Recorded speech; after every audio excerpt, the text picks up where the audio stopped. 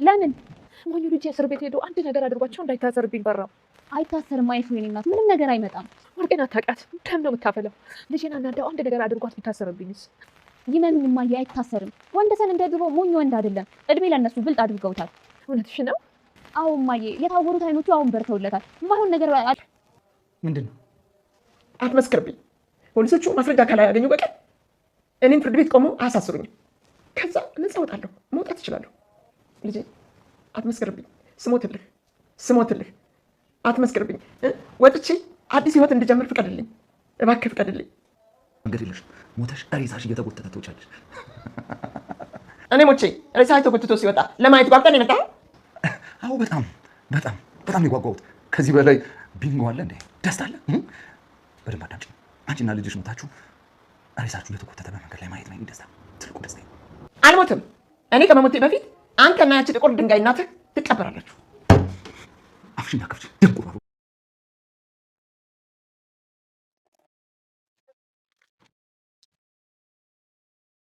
ስቃይሽን ሳይ ልቤ ባሴት እየተሞላች እየረካው ነው የማደርገው።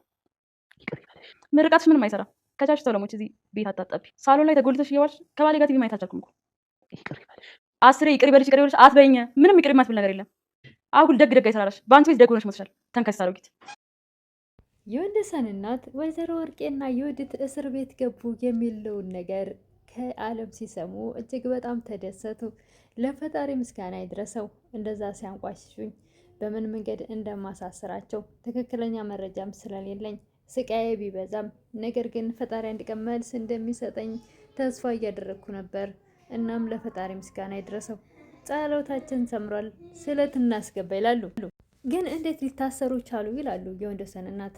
ልጃቸው አስቻለው ነው ያሳሰራቸው። እንዴት በእናቱና በእህቱ ላይ ጨከነ?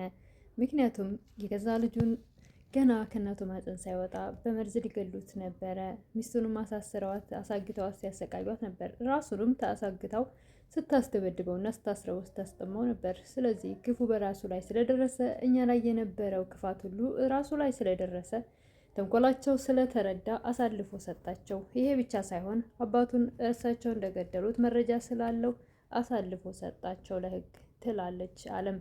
የወንደሰን እናትም ከደስታቸው ብዛት የተነሳ የሚያደርጉት ሁሉ ግራ ገባቸው። እሳቸው ይሄን ቀን በጉጉት ነበር የሚጠብቁት። የወዲት በበኩሏ የወንደሰን እናት አማቷ ላይ ስታደርገው የነበረውን ግፍና በደል እያስታወሰች አንገቷን ደፍታለች። የሚበሉትን ምግብ ከእጃቸው የምትመነትፈው የነበረው እንደገና መርዝ አድርጋ ምግብ ላይ እየመረዘቻቸው የነበረውን እያንዳንዱን እያስታወሰች አንገቷን ደፍታ ቀና ለማድረግ ከብዷታል። በጣም ግራ ተጋብታለች። ለካይን ሁሉ ግፍ ሰርቻለሁ፣ ለካይን ሁሉ በደል በድያቸዋለሁ። እኔ እኮ ተሰምቶኝ አያውቅም፣ ምንም ያደረግኳቸው አይመስለኝም ነበር ትላለች ወዲት። አስቻለው ወይዘሮ ወርቄ ወዳሉበት እስር ቤት ይሄዳል። ለአንዴና ለመጨረሻ ጊዜ እህትክንም ከኔ እንደተጨመረች ልትነግረኝ ነው እንዴ እየመጣኸው? ይላሉ ወይዘሮ ወርቄ። አስቻለውም እኔ ደግሞ የመጣሁት ለአንዴና ለመጨረሻ ጊዜ ላይሽ ነው እና መሞት ትችያለሽ፣ የራስሽ ጉዳይ ነው ልትለኝ ነው የመጣኸው? ይላሉ ወይዘሮ ወርቄ። ይህ ሁሉ የሆነው በአንተ ምክንያት ነው። እኔ እኮ ዘርህ ከማይረባ ዘር እንዳይቀላቀል ብዬ ለአንተ በማሰብ ነው አንተን አሳግቼ እንድትራብ እንድትጠማ ያደረግኩህ፣ ወይም ደግሞ ብዙ ሳይጎዱህ እንዲመቱ ያደረግኩት ተምረህ ወደ ራስ ትመለስና እኔ ባልኩ መንገድ እንድትሄድና እኔ የፈለግኩትን እንድታገባና ከዘሬ የሚመጥን አግብተህ በክብር ትኖራለህ ብዬ ነው እንጂ ለክፋት አልነበረም ይላሉ ወይዘሮ ወርቄ። የኔ እንዳለ ሆኖ ለምንድነው ፀሐይን ነፍሰ ጡሯ ልትወልድ የደረሰች ሴት አግተሽ ወይም ደግሞ የሆነ ማዳበሪያ ያለበት የተከበበበት የታፈነ ቤት ውስጥ አስገብተሽ ነፍሰ ጡር ሴት አሁን እዛ ቦታ አይደለም ለነፍሰ ጡር ሴት አንቺስ ለ2-3 ቀን ስትቀመጭበት ያ ቦታ እንዴት እንደከበደሽ አታውቂምና ነው እንዴት እዛ ቦታ አደረግቻት? እርጉዝ ናት ልጅቷ፣ ልትወልድ ደርሳለች። እንዴት እዛ ውስጥ ታፈኛታለሽ? እኔ በፀሐይና በህፃኑ ገና ባልተወለደው በእናቱ ማፀን ባለው ልጄ ባትመጪ ኖሮ በጭራሽ በእኔ በኩል ቢሆን ኖሮ አላሳግርትሽም ነበር፣ ጭራሽ አላሳስረሽም ነበረ። የሰራሽውን ግፍና ወንጀልም ለህግ አልሰጥም ነበር። ወይዘሮ ወርቄ ካመለከትክ በኋላ እኮ ነው እኔ ያገትኳት ሚስትህን ለህግ አሳልፈህ ከሰጠኝ በኋላ ነው፣ ማመልከቻ ካስገባ በኋላ ነው፣ የሰራሁትን ወንጀል ለህግ ከሰጠ በኋላ ነው ይላሉ። ይሄ ሁሉ የሰራሽው ወንጀል ሁሉንም ነገር ያደረግሽው ተጠያቂው አንቺ ራስሽ ነሽ። ልጅሽንም በባሏና በባሏ እናት ላይ ብዙ ግፍ እንድትሰራ ስትገፋፊያት የነበረው መልካም ነገር እንዳስተማርሻት ሁሉ አንቺ ራስሽ ነሽ። ልጅቷም ልክ እንደ እናቷ ወደ እስር ቤት የገባችበት ምክንያት ያንችን መንገድ ያንችን አርአያ በመከተል ነው። መልካም ነገር አስተምረሻት ቢሆን ኖሮ ልጅቷ አሁን አንቺ ያለሽበት ቦታ ባልመጣች ነበረ። አንቺም ራስሽ ለልጆች መልካም ነገር ብታስተምሪ ኖሮ ይሄ ነገር ባልጠበቀች ነበር። ክብርሽን ጠበቀች በኖርሽ ነበረ።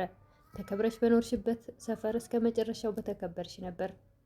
እጆችሽ ላይ ካቴና ገብተው በሰፈሩ የሰው መሳለቂያ ባልሆንሽ ነበረ ይላል አስቻለው። ጥያቄና መልሶ የማያልቅባቸው ወይዘሮ ወርቄም በሰፈሩም ሆነ በመንደሩ ለሚስቱ ስል እናቱን አሳሰረ እየተባልክ አንተ ላይ ነው ሰው የሚሳለቅብህ ይላሉ። እንዴት ነው ከሰፈር ሰው ጋር ልትኖር የምትችለው ይላሉ።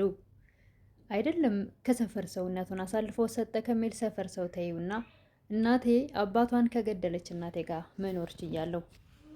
አባቴን የገደልሽው ብዙ ወንጀል የሰራሽው አንቺ ነሽ። አባቴን ገለሽው ከአንቺ ጋር የኖርኩ እንዴት ከሰፈር ሰው ጋር መኖር ያቅተኛል ይላል አስቻለው። ወይዘሮ ወርቄም በጣም ተበሳጭተው አንገታቸውን ደፍተዋል። አንተ ባለየ ስዳደግ ይላሉ። ታዲያ ያሳደግሽኝ አንቺ እኮ ነሽ። ስድ ያሳደገው እንዴት መልካም ሊሆን ይችላል?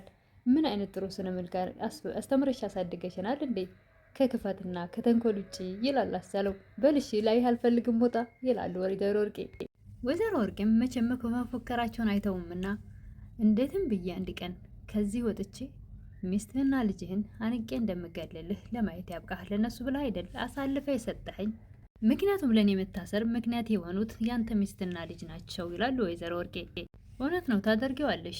ምክንያቱም አንቺ እኮ የክፋት ጥግ ክፋት እንዳንቺ በዓለም ውስጥ ተፈልጎ ያንቺን የሚያክል ክፋትና ተንኮል የተሞላ ሰው አለ ብለሽ ነው ታደርጊዋለሽ ይላል አስቻለው። የወንደሰን እናትም ወንደሰን ልጄ የት አለ ይላሉ። አለም እስር ቤት ሄደዋል ትላለች። እንዴት ልጄ ለምን እስር ቤት ይሄዳል ይላሉ ወይዘሮ እንግዲህ እናትየውን ስም በእርግጥ አናውቅም። የወንደሰን እናት ነው የምንላቸው። እስር ቤት ስትላቸው ደንግጠዋል። አይ እንዳይደነግጡ ማየ፣ እሱ የሄደው ጠላቶቻችን እንዴት እንደሆኑ ለማየት ብቻ ነው።